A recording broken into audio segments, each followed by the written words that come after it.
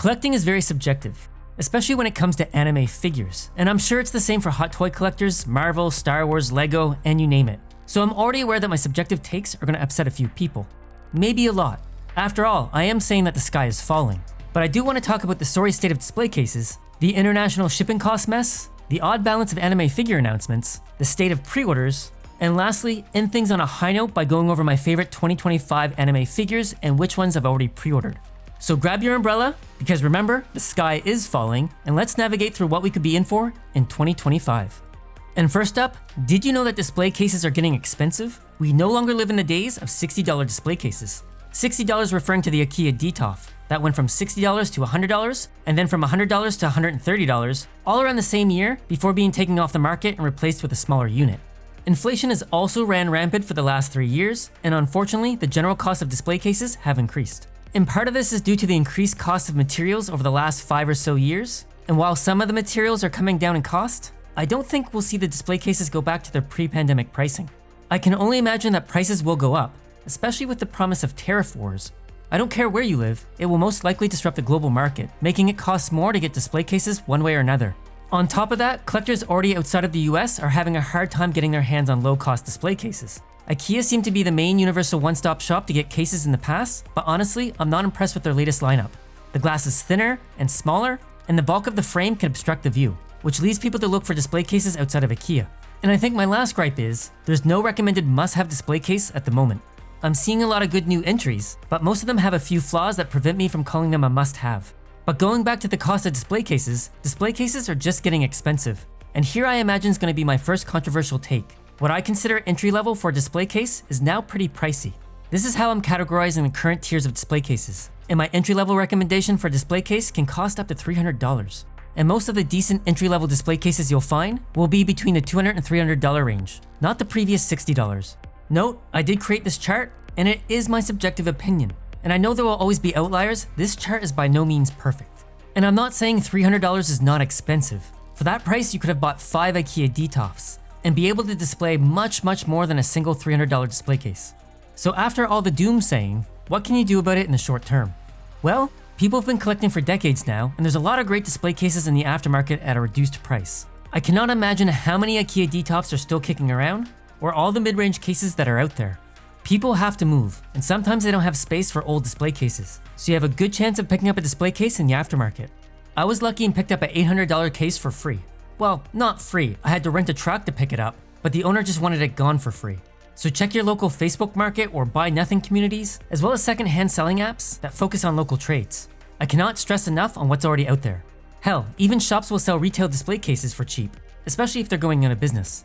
And if there's minor issues with it, you can always paint, sand, fix up any imperfections. Now another option is you can always go with a non-traditional display case, one without glass doors. Shelving units come pretty cheap and are easy to decorate, and they do require you to dust them from time to time. One negative being animals, which also includes small children, can be a risk for these display cases. So I know this is not for everyone.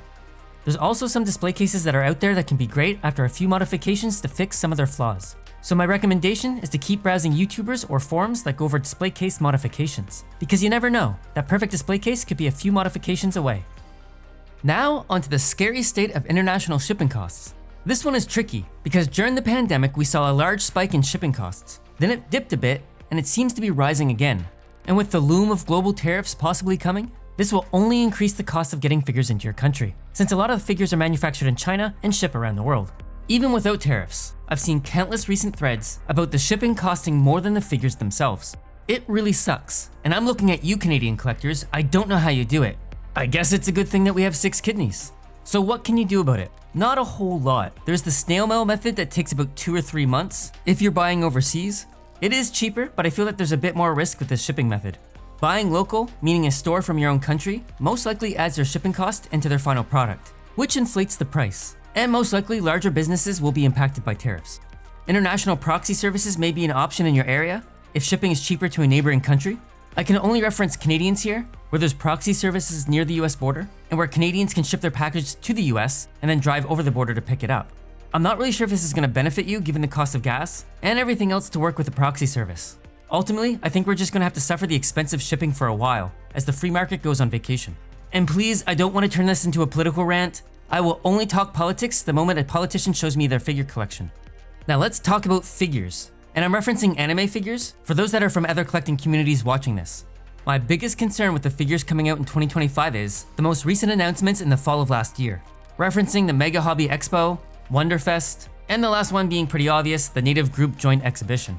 And for those that enjoy cultured parts of figure collecting, well, 2025 and 2026 are probably going to be mostly for you. And I get it, lewd figures sell out fast. Those that love them, almost literally. And going to the r/anime figure subreddit, a lot of folks have some extensive lewd collections. And that is awesome. I love that anime figures sell figures for all groups of people. And I do love a good lewd figure. My only gripe is, I feel that there's not enough great non-lewd figures coming out this year. Again, this is probably another controversial take that I have, but I just wish there was more recent anime or video game figures being released where their tits weren't hanging out. And for the love of God, more quality male figures. So for those non-lewd collectors, what can you do about it? Well, there's a lot of figures in the aftermarket, and the prices of them have dropped quite a bit. Some figures still hold true to price, but majority are hitting record lows. And with the low value of the Japanese yen, it's never been a better time to get those aftermarket figures that you've always wanted. And that said, I've seen plenty of aftermarket figures still unopened. It's not that uncommon for a collector to buy a figure and put it in their closet and forget about it, and then sell it. So we do have a lot of options. I do recommend checking out AmiAmi or Solaris Japan's pre-owned section. And I'm sure there's a lot of other sites, those are the primary ones I use, aside from eBay. Now getting to my last rant, the state of pre-ordering. Basically, I don't think it's worth it to pre-order anime figures, unless your heart is dead set on getting that figure. Money is tight for a lot of people, and pre-ordering gets delayed all the time, so there's a chance that you'll be slapped with multiple figures shipping on the same month. And there's no guarantee that the figure will not be released without issues. I think this argument holds true to the video game industry as well, but my personal recommendation is, wait to hear reviews or feedback on a figure before buying it. Figures usually are available shortly after they come out on the market. They may cost slightly more than the pre-order price, but not by a lot. That said, some better than expected figures may all get snatched up quickly after release. Now playing devil's advocate here, we may create our own problem with not pre-ordering. The downside of not pre-ordering just means that there's fewer figures made, which means less copies of the figure are likely to float around in the aftermarket. This sadly means that prices may spike for particular new figures for a longer period of time due to supply and demand issues. My advice, only pre-order if you absolutely need it, which in most cases you don't. Now that I told you not to go crazy on pre-ordering, let's talk about my 2025 pre-orders. Actually, I don't have a lot of pre-orders this year, so what I'm going to do is I'm going to go through every month and outline which figures I'm keeping an eye on and call out the figures that I've pre-ordered for that month. Starting with January. The first one being the Foulslander Ronin. I have all the other Foulslander figures, and this design is one of my favorite of the bunch. Definitely a figure I'm looking to pick up. Now I already have a 2B figure, but the pose and the base are exactly what the doctor ordered. This is another figure I'll be watching and debating on swapping my current 2B figure with.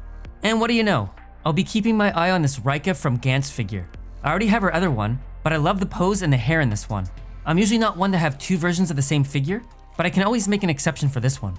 Now, honorable mentions, Arknight and Azure Lane figures are always top tier. While I'm not interested in picking these ones up, I do want to call out how much I appreciate them.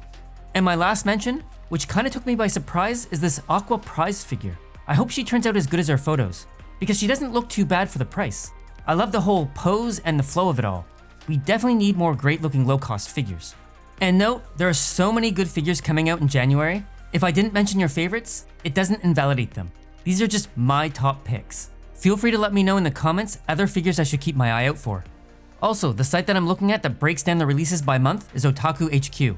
While not perfect, it does an alright job. Now we get into February, and this one's not updated on the site, but my pre-ordered Honkai Star Rail Fu Xuan figure was delayed from December to February. And for those Trials of Cold Steel fans, I know I am, but this Elisa figure has me pretty excited.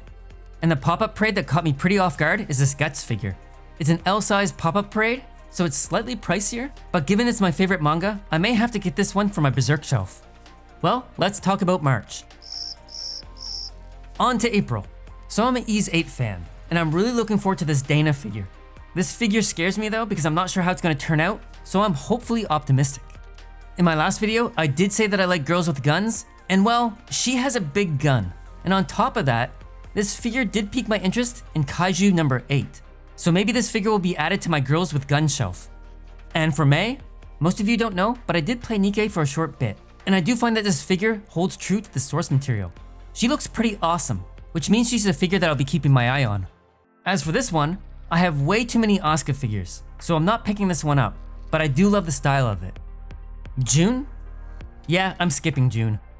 As for July, July always seems to be a bad month for me. And to start it off with a pre-order, yes, I'll be 100% picking up this Azure Lane figure. That smile, it's dangerous. And god damn it, Azure Lane, this figure probably will end up in my collection as well. I don't even play Azure Lane, but still I can't figure out why I have so many of their figures. As for an honorable mention, this is probably the sexiest waifu coming out this year. The amount of fun that I could have with her, well, you know how it is. And after a bit of a gap, we are finally into November. And why do you have to do this to me, Azure Lane?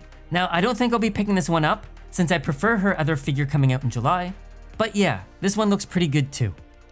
As for December, I don't see anything that has caught my interest as of yet, but it could just mean that the perfect December figure has yet to be announced. Anyway, that's all I have to rant about. Feel free to tell me which figures you're excited for in 2025, because I'm sure I missed some great figures that I should be keeping my eye on. And sorry for all the doom and gloom, I'm sure it won't be as bad as I make it out to be.